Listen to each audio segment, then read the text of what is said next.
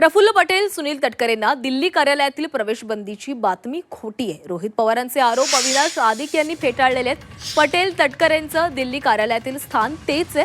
चुकीच्या बातमीमुळे पक्षाची हानी झाल्याचा आरोपही त्यांनी केलेला आहे। झालं असं आहे की त्याच्यातनं आमच्या पक्षाच्या ह्या दोन ज्येष्ठ नेत्यांची, सर्वोच्चपदी असलेल्या नेत्यांची आणि पक्षाची देखील हानी झाली।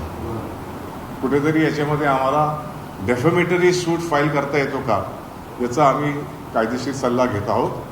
पक्षाचा एक सरचिटणीस म्हणून पक्षाच्या वतीनं जो काही कायदेशीर सल्ला मला मिळेल, प्राप्त होईल, त्याच्या आधारे मी सोमवारी याच्यावरती निर्णय घेणार आहे। आजकाल बातम्या सुरू झाल्या की त्या आपण थांबवू शकत नाही आणि मग त्याच्यावरती आमच्याच हितशत्रूंनी, ज्यांचा उमेश पाटलांनी इथे उल्लेख केला आहे, त्यांनी त्याचं भांडवल करून त्याला अजून आग लावण्याचा प्रयत्न केला।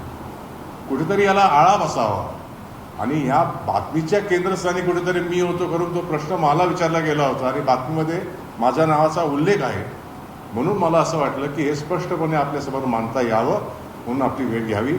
याकरता आम्ही दिलेल्या निमंत्रणाला शनिवारचा दिवस असून देखील कमी वेळात आलात, त्याबद्दल धन्यवाद।